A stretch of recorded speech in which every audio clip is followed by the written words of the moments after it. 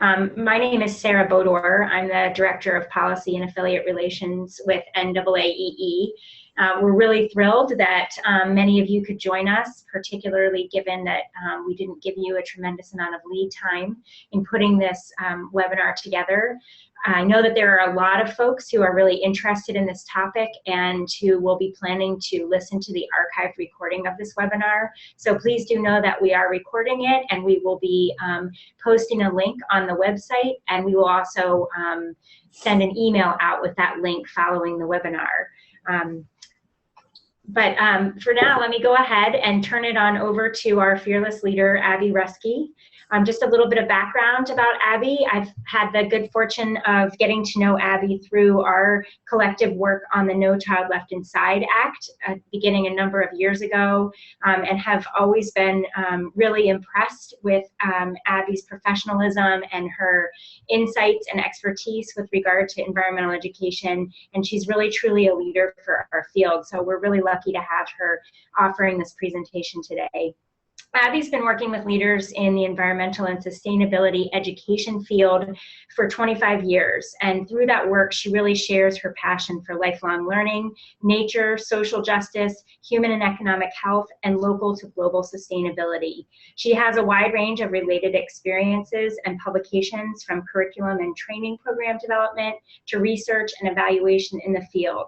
Her known niche is capacity building to create, transform, and evaluate organizations, programs, and tools that leverage and scale the curriculum, training, assessment, and other resources already developed towards the program's policies and funding needed for environmental and sustainability education to reach and serve people in communities across the world.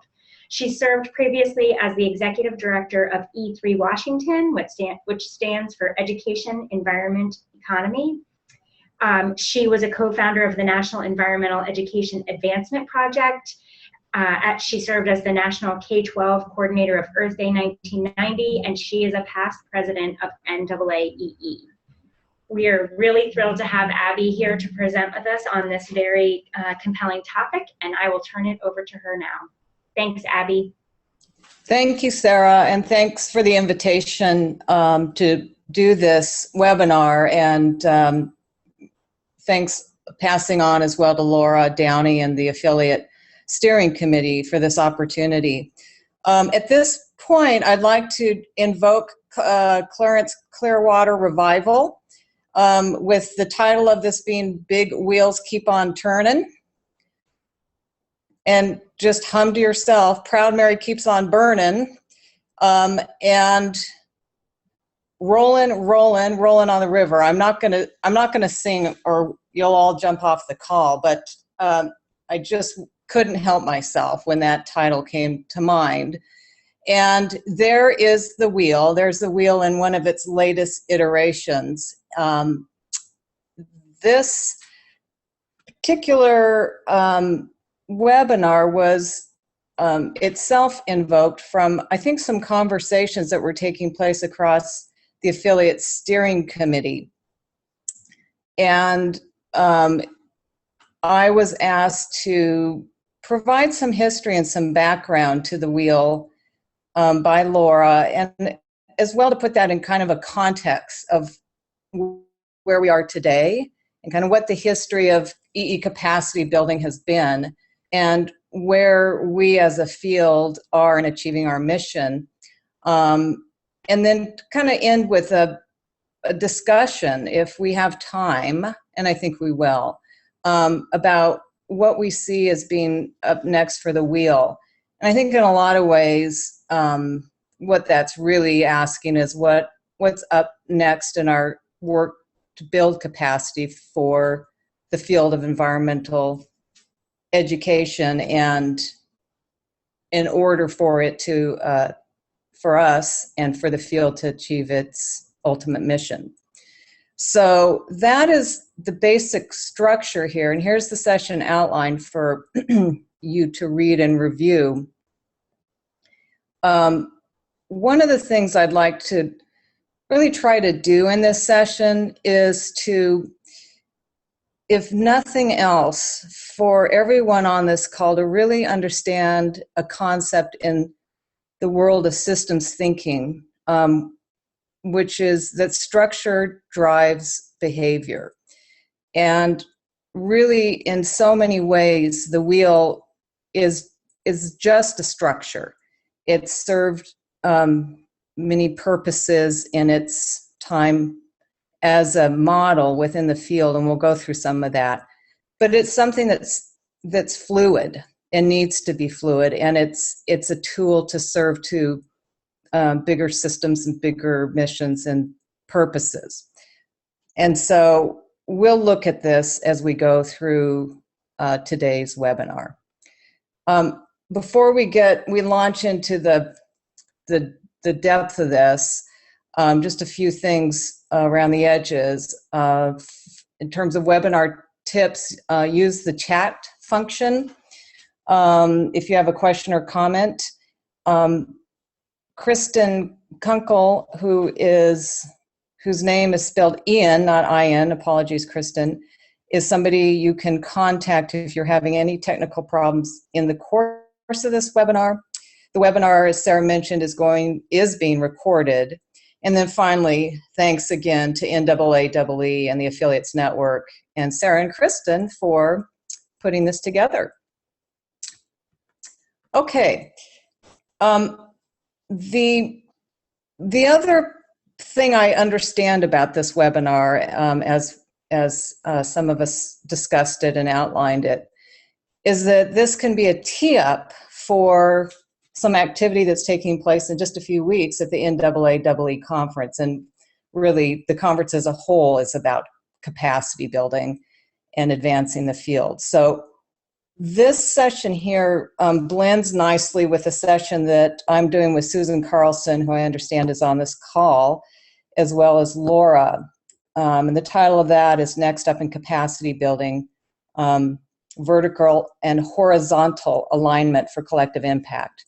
So you're going to get a little bit of a precursor to that session with this session, and we hope that those of you that are on this call will join us at that session, kind of continue this conversation.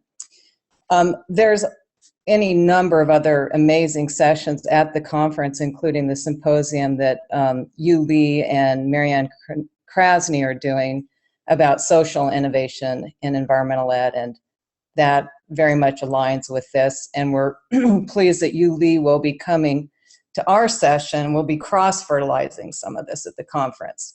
So that's where this is going. And then Sarah and I were talking yesterday about if you would be so kind as to take notes and comment to me after this is over. And maybe NAAE has an evaluation form for these, I'm not sure, so that we can improve it and think about whether or not this is applicable to a broader audience, and perhaps do a follow-up NAAE webinar to the larger network. So that's a possibility. And then, also, what are other initiatives that the affiliates have underway that this may catalyze some interest in acceleration and moving the dial as we've been doing all these years. So just a few thoughts for kind of the bread on either side of this presentation, and this is where this could be heading.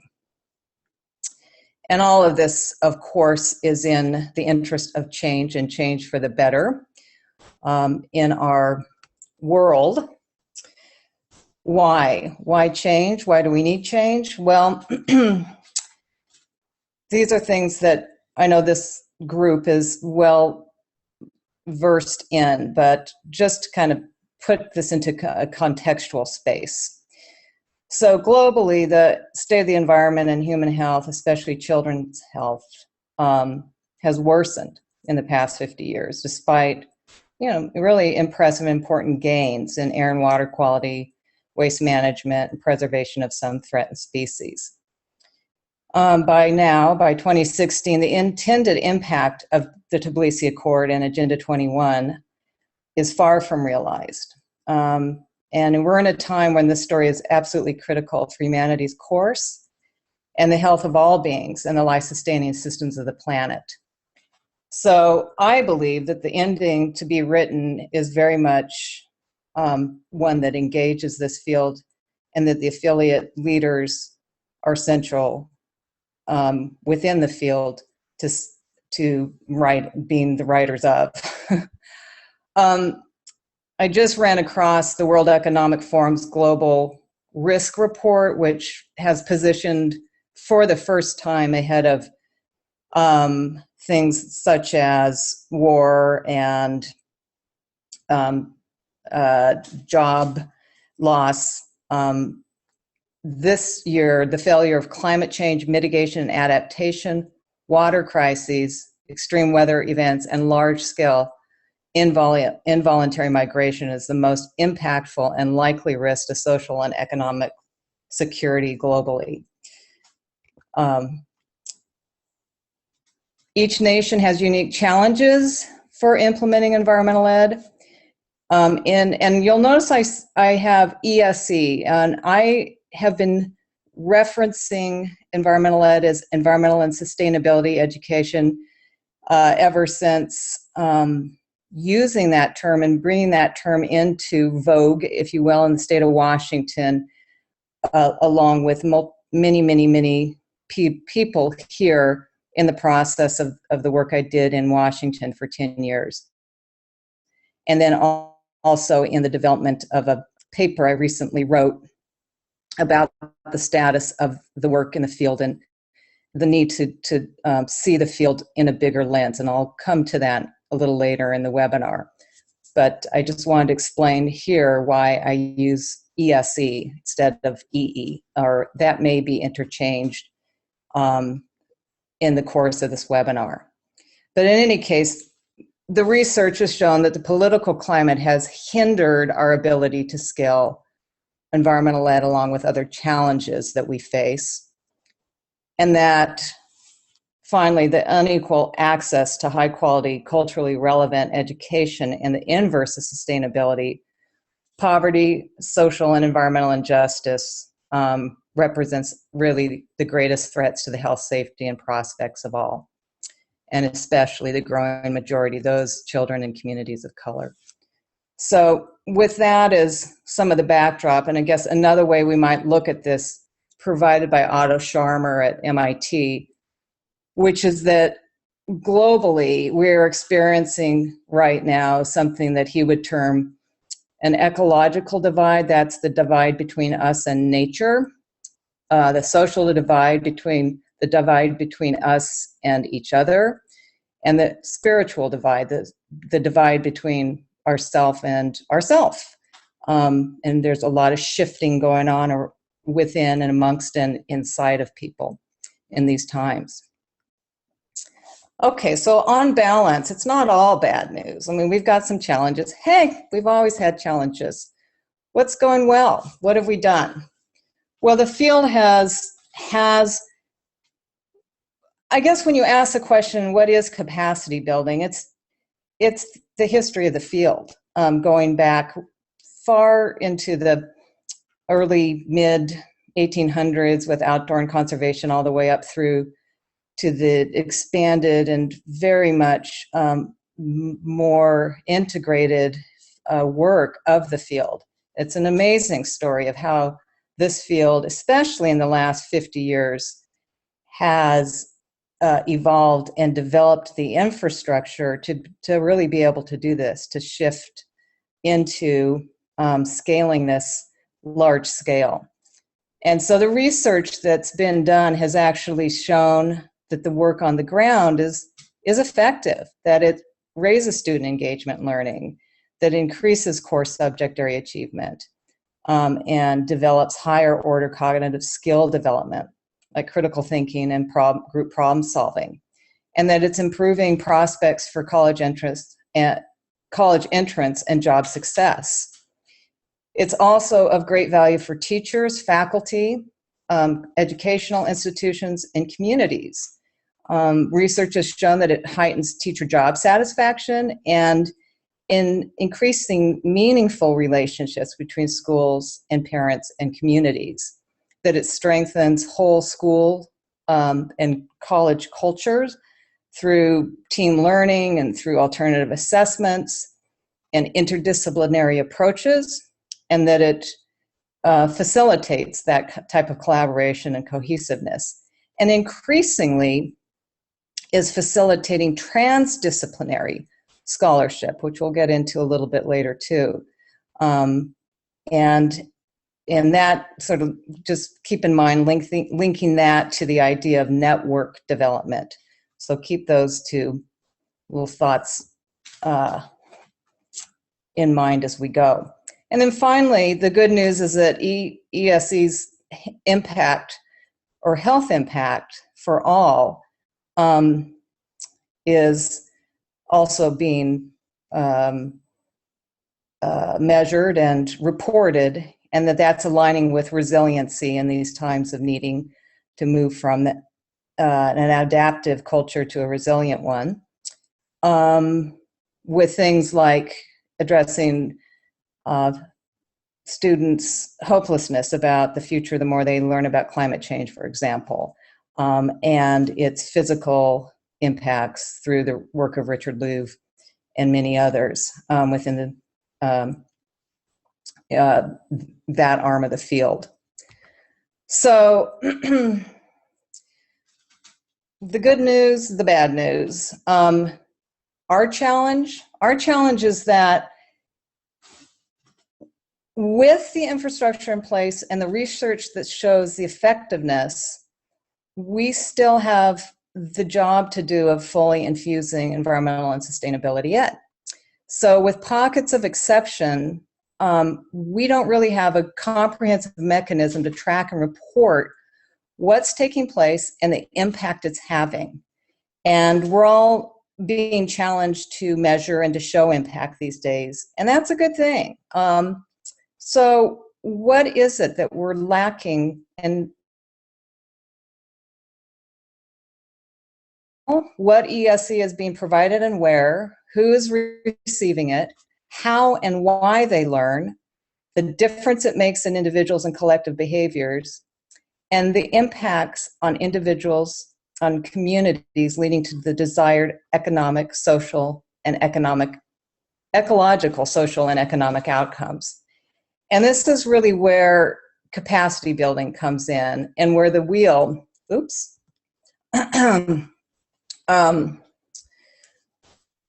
where we started when we began to develop this model referred to as the wheel, and which this webinar centers on. So I just want to point out that what you're looking at here are various iterations of the wheel. And the wheel was something that came through the work of Rick Welke at the University of Wisconsin at the behest of Gaylord Nelson and myself, together with Rick, put together a organization called the National Environmental Education Advancement Project.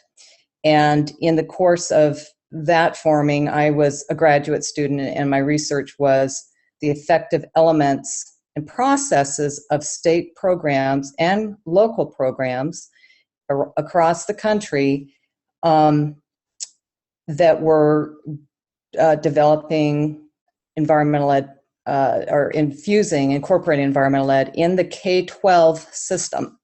So the wheel was really focused on K-12, not cradle to grave, and it focused in two ways, at the state level and at the local level. And we wrote a book called Promoting Environmental Education, and there were a lot of people, probably some that are on this call, that were involved in as either respondents to the research I did that led to the book, or were funders or editors of that. There are many, many people involved across the field. And it was very much a collaborative project.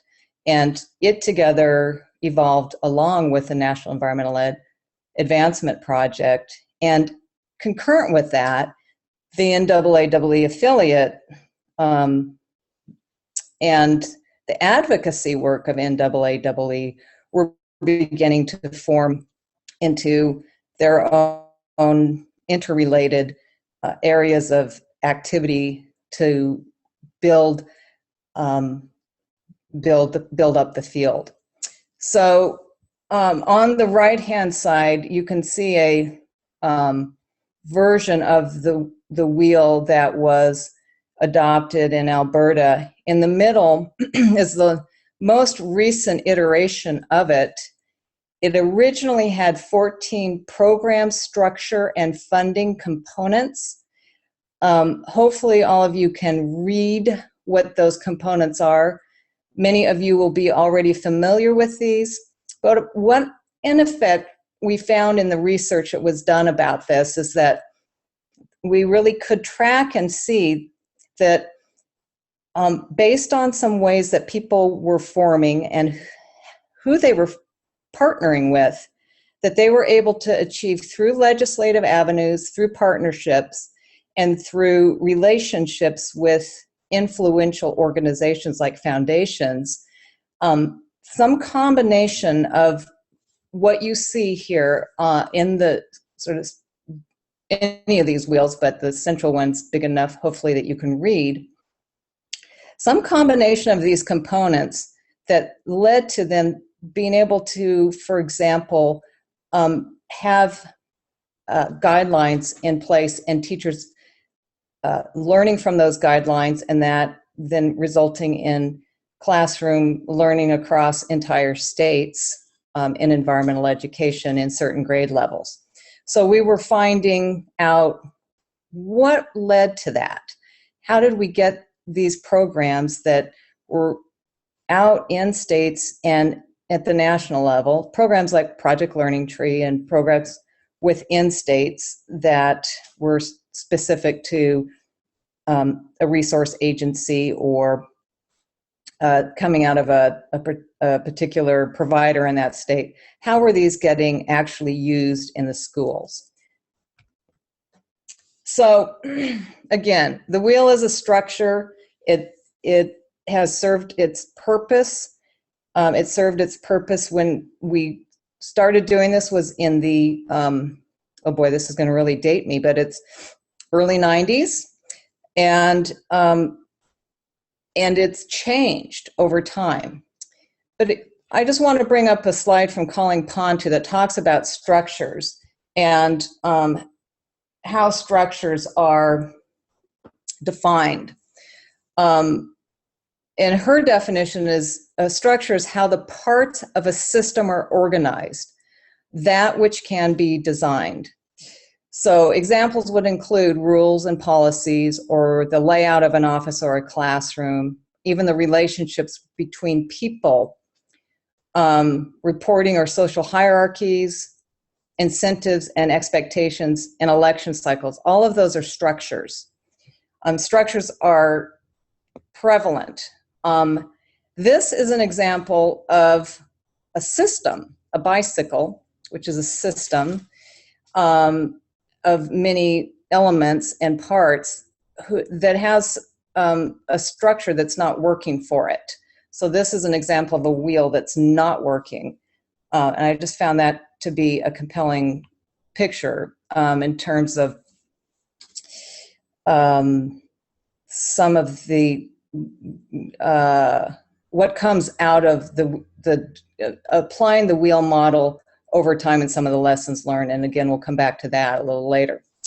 So the other part to having that structure of the wheel, to moving the capacity of the field to incorporate environmental ed in schools, was the work of the coalitions or the organizations in most states, in most cases, but not all.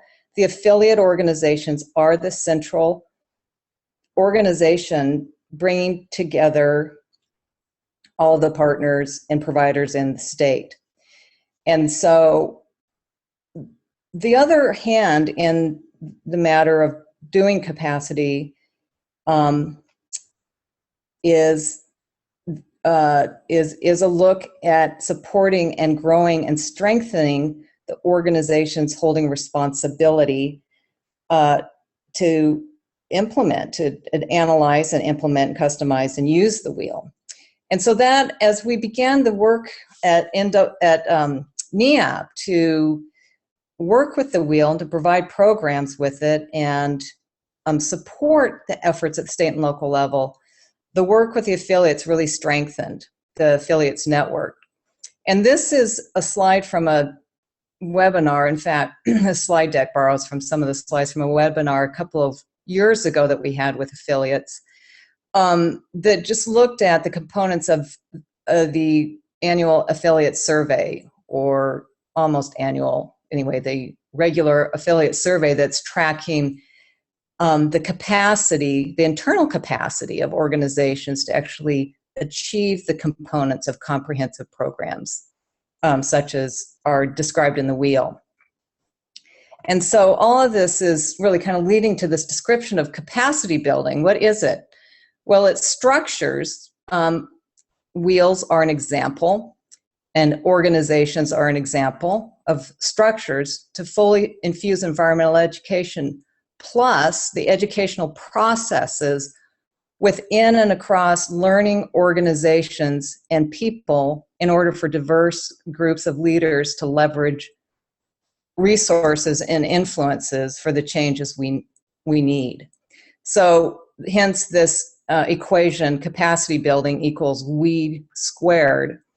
And the W in we squared is multiplied by e to the second power through a continual use and mastery of the practices and tools of cultural responsiveness, systems thinking, evaluation, research, communication, and leadership and organization development in general and overall.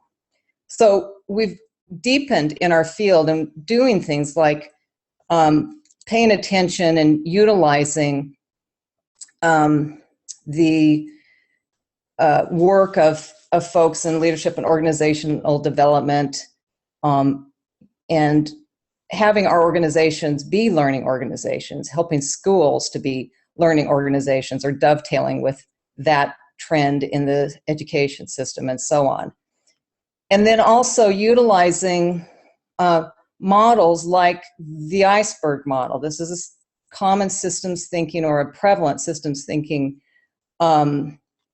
model with the events at the top where most of us live and act and react and behave from, and the patterns and trends below that, and the structures and the relationships below that, and the mental models, which are the baggage of values and the lenses that we wear and how we go forward, are very little understood, much less accessed by most leaders, much less most in the general population.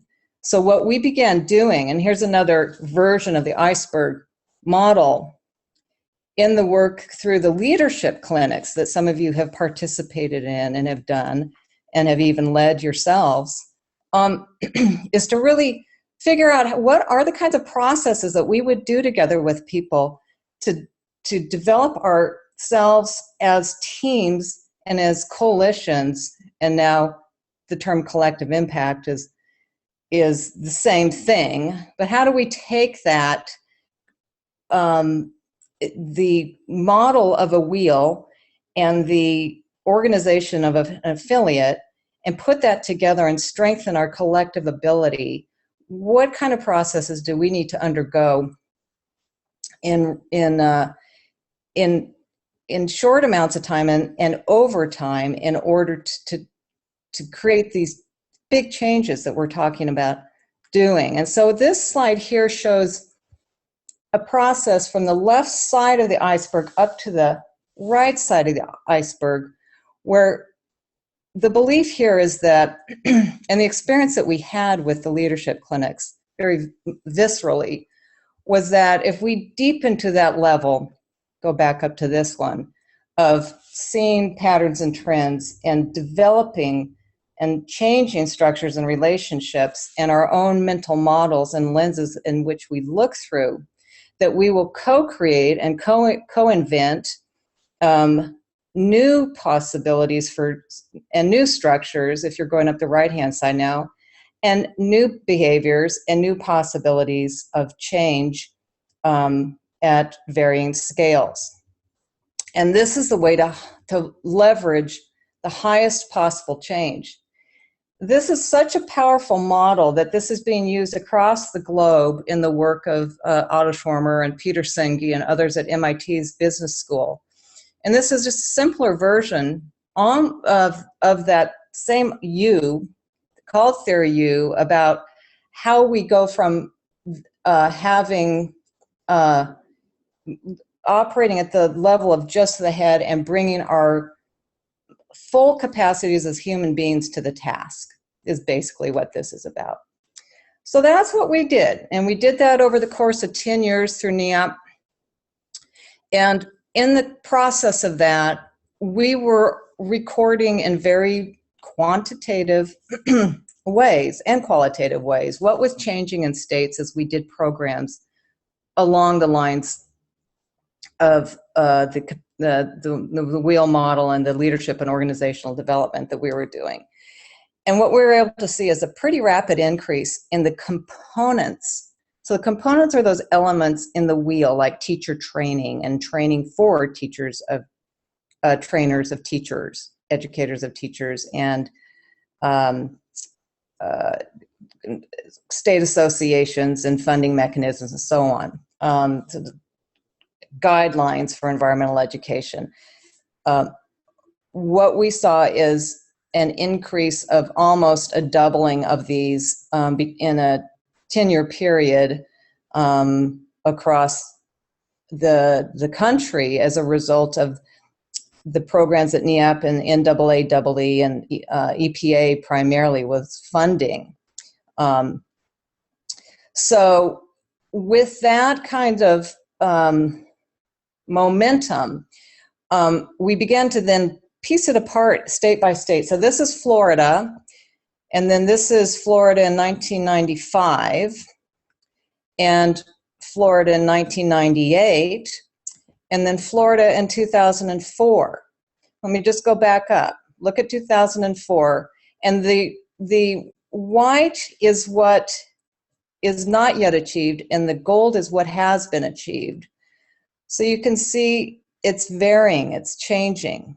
There's a dynamic activity taking place across time with what components are coming and going. Well, why is that? I then myself moved to Washington State, so we did the same analysis in the state of Washington to see what had been achieved in 1995, in 98, and 2004. Again, look at that, very dynamic. Well, some of you are probably, thinking about or know why this is a changing picture. And I think this is advancing itself. In any case, so in Washington, we decided that we were going to actively achieve all of these components through a process called E3 Washington, and to take a given component. For example, this one is the state EE learner guideline, and drill down, so make this a three-dimensional wheel model, and have there be metrics and ways to measure our ability to achieve state EE learner guidelines, and have a deeper dive, if you will, in those metrics and in those processes and in the evaluation of them to see what was changing and why, in order to understand that those dynamics of components coming and going within states. We then launched something called E3 Washington, which was or the E3 Washington planning process, which was a multi-sector effort to step back and say, if we're going to change things in the K-12 system, we need all these folks on board. So that was E3, and it began the process of really understanding another structure that came into play for all of us in the field, and we really started to play with in a deep dive way in Washington with the E3 initiative. And the idea there was to take the networks of the past, which looked like this more or less, EAW, our former name of the state association, and its partners, to something more like this. And here's another version of the same networked diagram that I've been showing for some number of years. But what's different about this one is just that those darker places on the diagram are where they're sort of in moment in time or in a space of time connected activities such as legislative action or a particular partnership underway or what have you. But it's a dynamic and connecting up of resources and crossing silos that had previously had impervious walls. And then taking that to the next level in working across regions and working across sectors and sectors working across regions to link up our resources and have that greater collective impact through networking and through understanding how we strengthen as individuals and organizations and then across the boundaries. This is the Educator to Educator model project in Washington, and there will actually be, I think, a poster session at NAAE about this a few years in. The idea here was to really break down that wall between the non-formal and the informal. The non-formal and the formal sector in these 4 states.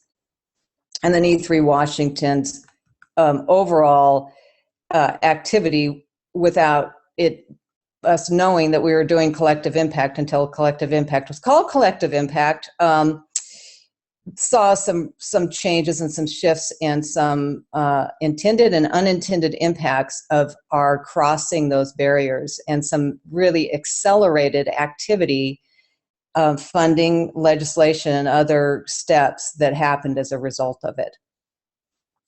So, Susan, I've borrowed your slide. This is the Impact Continuum that an organization called Strive Together that has very much followed the true formula, the 5-part formula of the collective impact approach. And the session that we're going to do at NAAE is going to go into a little bit more depth about collective impact and how it is being used and why we think our field could use it and utilize it more effectively. So now looking at the question of the future use of the wheel. And one of the things that I think been important about the success of the wheel model and why it is even still alive today and there's interest in it is because it has kept evolving, that it hasn't just stayed the original wheel with 14 components, but it became a wheel with 26 components and then became 2- and 3-dimensional and morphed in all these different ways. And so one of the things that sort of teeing up that conversation or those questions that you may have or ideas that you may have of the use of the wheel in the future is let's not let it ever stagnate. The other thing in terms of lessons learned is, the caveman is saying he shouted about some new invention and then it ran over him, it hit him. One of the things, and in below that, the 2 big airlines with the airplane that's about to fall out of the sky next to the one that's at the right scale. There is in the field of systems thinking an archetype called growth underinvestment, and that's the idea that if you grow something too big beyond the capacity of what you have to support it, then you have a big problem on your hands. And we learned some of those lessons with E3, and I think have a lot of wisdom coming out of that experience about how we at every scale, and especially the state scale, but I think it applies in other places, do this so that we're prepared for the demand that's coming our way, most assuredly. This is another type of wheel, which is also out of the field of systems thinking. This is called a reinforcing loop, and this comes out of some work I have recently done. Little did I know when developing the original wheel model that it had that arrow that actually looks like a reinforcing loop. But now that I understand what a reinforcing loop is, I can see that it's exactly meant to be. What this tells us is that with a reinforcing loop, you can it either spirals up or it spirals down. Related activities. What I am positioning here is that effective environmental sustainability and practice on the ground has to engage a research and evaluation element, and that by so doing, it will be better able to spur individual and collective and internal and external capacities for change. And then indeed, in these times, we need all of that to be at work and to be leveraged. And that if that's done well and effectively and in that sort of order and integration, then the health of individuals and life-sustaining systems indeed will increase. And so that is a recent version of a wheel. Here's another, and I just want to sort of leave off with looking at how we look at the challenges that we face and the complexity that we find ourselves in, so different than, when the wheel model was originally developed, and who we are and who we have to turn to and to look to, and in the most immediate of senses, and the resources, the potential resources that are available to us to do this, to bring this work to scale. And one of the things I did recently was really look at the field of environmental ed, education for sustainable development, environmental justice, and the systems thinking and dynamics field, and the field of indigenous sciences, indigenous learning, to find that all of these fields have a very similar history as to when they started and why, in the sense of being defined fields of interdisciplinary study. And that excited me. And what further I found is that they all drew initially from different disciplinary backgrounds. So the field of systems thinking and dynamics came out of business and economics. Our field, environmental education, conservation education, sciences, outdoor learning, teaching sciences, environmental justice out of sociology and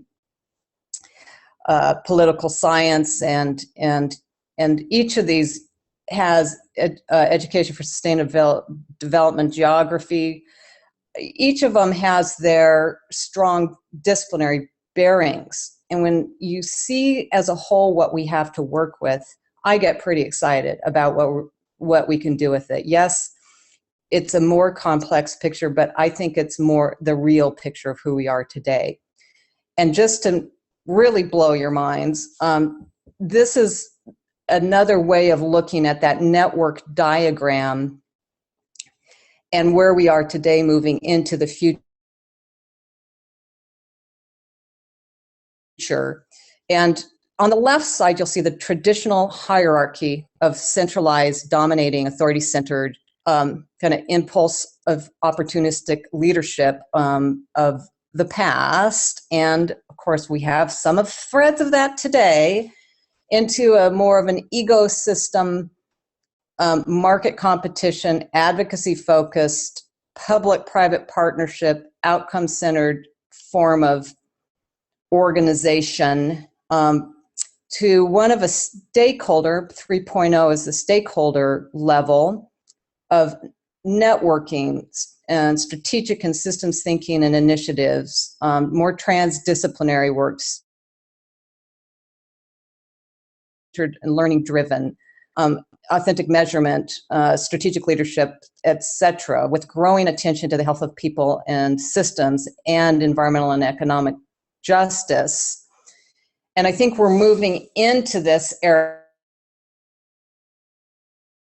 3.0 now. The field of environmental ed in many ways is a leading edge into it. And the brings me back to the tree of knowledge, brings it back to nature, from the Stone Age wheel to nature, and an idea of an ecosystem of relationships and resources and co-created learning and innovation and aligned and deployed individual and collective capacities, so that there's this up-leveling through more unitive leadership and ways of functioning across society that we really need to evolve to in order to make it through this next period. So I'll leave off with that, and letting you know that some of these newer ideas are available in a paper that's I'm happy to share with anybody here. It's about to go into its next iteration. And with this quote, as writers and teachers, we most often don't invent the truths. We experience them and share them, giving our audience the advantage of discovering these insights for themselves. There is some brilliance regularly reinventing the wheel in order to better understand ourselves, not the wheels. And with that, I guess back to you, Sarah, and questions and discussion. Thank you very much. Thank you, Abby. I want to just invite folks to, once in you would or a thought that you would like to put out there to try to sort of just generate some discussion. There was one question, Abby, that I thought was a really great question, sort of from a practical standpoint. I'd be curious to hear from you what it would take. Tom out in Utah asked if it would be possible to have one of those dynamic graphics to be able to see and visualize the dynamic change for any individual state affiliate. Yes, I think it's something that we could pursue as a tool, and it's really just a matter of looking back over time at at each of the components and finding somebody with that institutional history and the actual record of what's happened with legislation, partnerships, and organizations, and so on. So, I mean, the answer to that is yes, and I'm happy to talk with the steering committee about how that can be done, or individual affiliates. Great, I think, yeah, and Laura Collard is asking, and I think this is the point I was just going to make, is that we could potentially start with looking at the history of the affiliate survey and determine whether or not that gives us a starting point for beginning to build those. Yeah, I think one of the things about the affiliates survey in recent iterations is that it combines information and metrics on the status of individual associations internally, what their budgets are, their board structure, et cetera, with some of the components that are in the wheel. And I think one of the conversations coming up for the affiliates and for the field is it's kind of related to that bigger issue that I raised at the beginning of this about tracking what it is we know about, what learning is taking place and what systems and resources are in place to support that learning across communities, states, at every level. And we really are lacking that kind of system. And it's something that a research agenda really needs to address in this field. And the affiliates have a huge role to play in informing that research agenda and implementing that.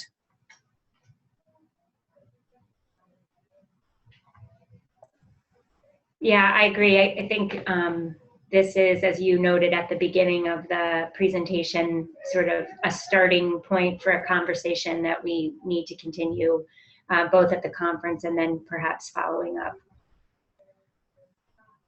So I'm just checking the chat box. It doesn't look like there are any other questions.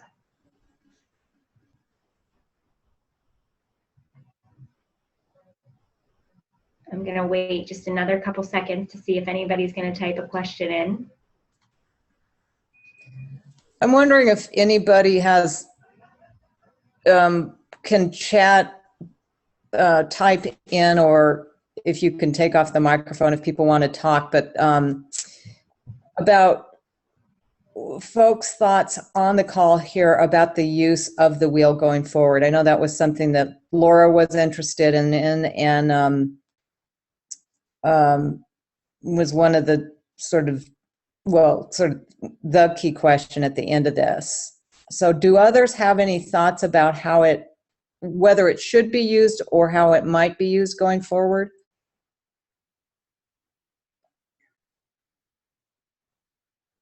And while you're thinking about that,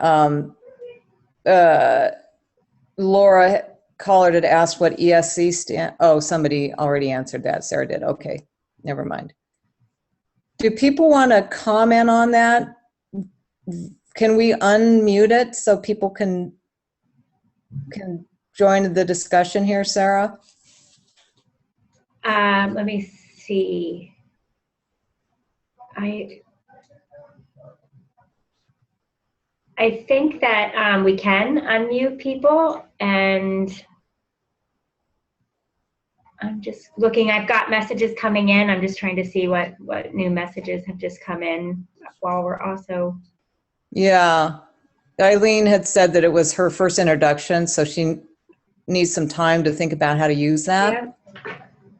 So that makes sense. And getting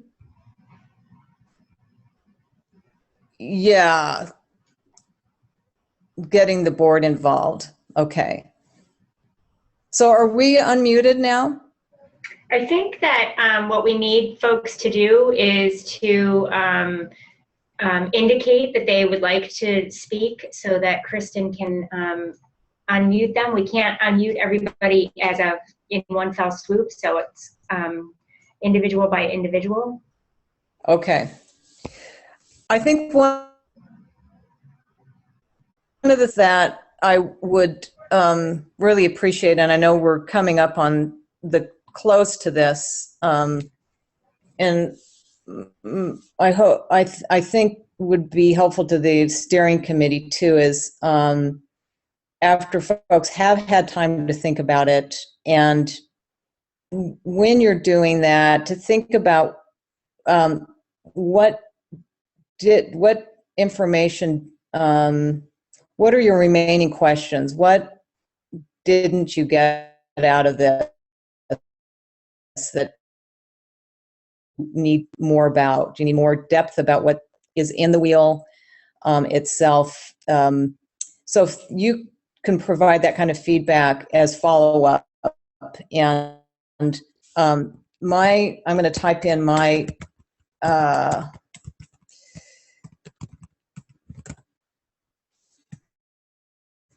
that's my email address right there. And give us some feedback to that effect. We'll work to take this and have it more, continue to specifically address your needs going into the conference there.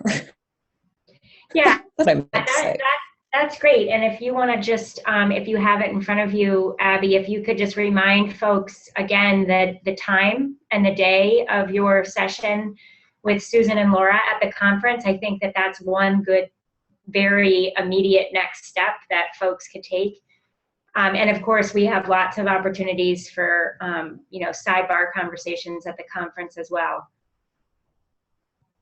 And we'll take any feedback on whether or not there is, a further presentation that we could try to pull together that might dig into one or more aspects of this that folks are really interested in, and as Abby said, feel like you need more information on.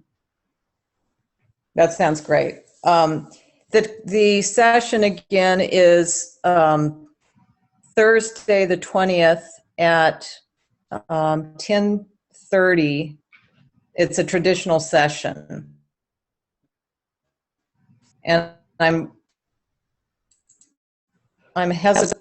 Let's see, I'm trying to figure out how to get back to my presentation to share it, but I don't want to do anything disastrous technologically, Sarah, so we'll send information about that as a follow-up. Yep, we absolutely can do that. That's probably the easiest thing to do. Okay. That sounds great. Well, Abby, thank you so much again for joining us, for taking the time to do this presentation. We will be posting and emailing around a link to the presentation. I know that there are some who were interested and not able to join at this particular time. So we will continue to share this good information, and we look forward to seeing everyone at the conference. Great. Thank you. And thank you everyone for joining us today. Thank you, Sarah and Kristen.